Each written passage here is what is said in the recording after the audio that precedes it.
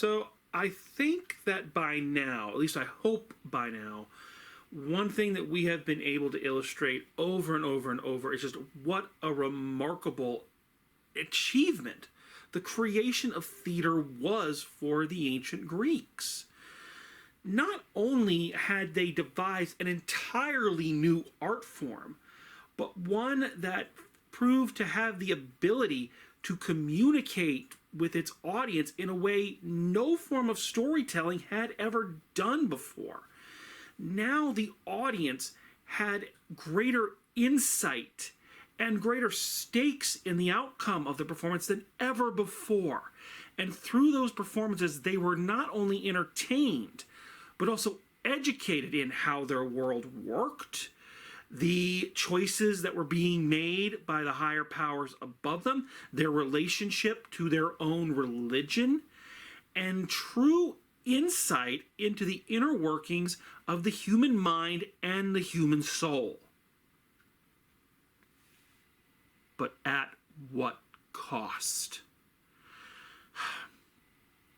I don't think that it's possible for us to truly understand the toll the invention of theater took on the Greek people. First of all, they had to walk to the theater like animals, and then sit for hours on end and watch things, to say nothing of the listening, the incessant listening.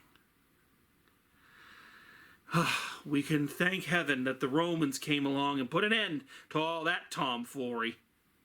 Now, I'm exaggerating a bit, but as I have already said, the Romans began to phase theater out as the primary form of popular culture. They believed that, much like Fraser before it, that the Greek insistence on exploring meaning and higher levels of thinking was just too hoity-toity, and that the rest of the population just couldn't catch up.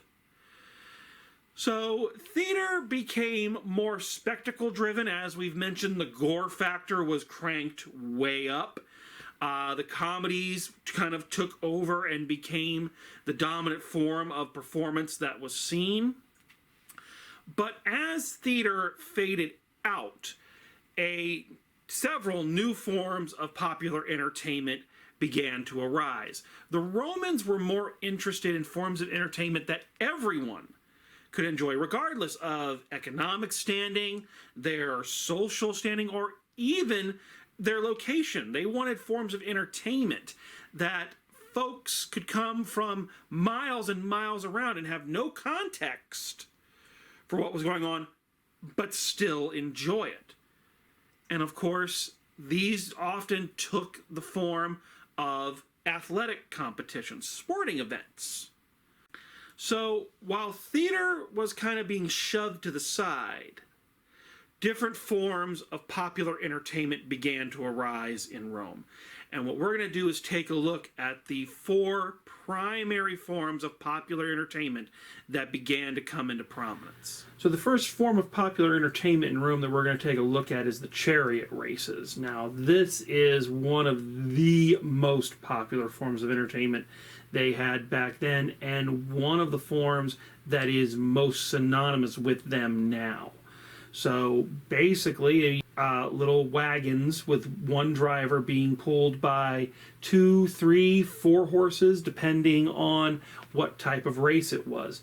In every conceivable aspect, chariot racing was the Roman equivalent to modern-day NASCAR. Even down to who the racers were. The chariots were often funded by separate groups.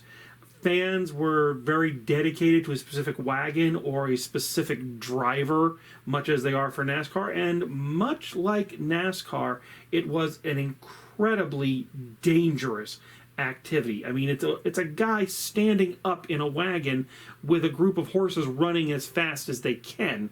Any slight bump or jolt could send you flying, and as a result, there are numerous reports of deaths of drivers and horses during these races, which made the audience love it even more. One commonality that you are going to find as we look at these forms of popular entertainment is the Romans were exceedingly bloodthirsty. The more violent, the more dangerous, the more of a chance that someone was going to get hurt or killed, the more they loved it. And you can especially see this in their second form of popular entertainment. As always, please check the descriptions of these videos for links to other videos that can provide additional information. Included in the description for this will be a chariot race from the film Ben-Hur. Now, obviously, this is souped up for Hollywood and dramatic effect, but it is a pretty accurate depiction of what a Roman chariot race might have looked like. So next up we have the form of popular entertainment that I'm sure everybody has heard of. It is the one that is still most closely associated with the ancient Romans, and that is the gladiatorial combat. So I'm pretty sure everybody understands the term gladiator, but let's just for clarity's sake be a little specific about it. So a gladiator was a man, or rarely a woman. They did have some female gladiators. They were few and far between, but they did have them. But they were a person that was typically a convicted criminal or an enslaved person who participated in a one-on-one or sometimes team battles with one another, often to the death, for the entertainment of the crowds of spectators of the Roman Empire. So people went to watch other people murder one another, essentially. Now, this is not that unheard of. You know, you consider UFC, boxing, mixed martial arts. We go and watch people beat the snot out of each other for entertainment all the time. The only difference is in those circumstances, someone dying is considered a tragedy. Here, it was expected. So again, gladiators were most often convicted criminals or sometimes first-generation enslaved people who had been bought or acquired in war. So sometimes they would be enemy soldiers that were brought over, especially if they were a soldier of any kind of renown. That would be big box office. They were a surprisingly diverse group. Again, they were usually common men. There were a few women and, ironically, a few upper-class men who had spent all their inheritances and lacked any other means of support. But it's rare that you'd find somebody who would willingly jump into one of these death matches. But the danger brought with it a certain amount of fame. I mean, gladiators were essentially the first pop culture celebrities, with some of them gaining what we would now refer to as superstar levels of fame due to their time in the pit. Some would grow wealthy enough to actually be allowed to retire. There was, depending on who was running it and who your owner was, there were a certain number of matches you had to win, and if you could do that, you would gain your freedom. So there are some examples of some of these gladiators being able to survive the pit long enough, win enough matches, and actually go on to retire. And when they did, they were honored celebrities, kind of like when a pro athlete retires now. But those examples are very few and far between, because for the most part, most people met some pretty gruesome deaths in the gladiatorial pits, much to the pleasure of the Roman spectators. So next up, we have what is probably the most brutal form of popular entertainment of ancient Rome, and that would be the animal acts. Animal acts is a nice way of saying animal fights. So as the Roman Empire grew and expanded, of course, as they spread out, they would come across all manner of new and exotic animals, and naturally their first instinct was to trap those animals and bring them back home to fight to the death in pits. Usually this would be a part of gladiatorial combat. Sometimes it would be on what we would consider the undercard. And what they would normally do is they take this animal, be it, a lion, a bear, a tiger or any other form of vicious predator, and they would put a pole out in the middle of the arena and chain the animal to it. And the gladiators would go and taunt it and, basically get it all riled up and try to get in to kill it. Every so often, they might let the animal off the chain and let them, stalk the gladiators. We see that in gladiator movies a lot.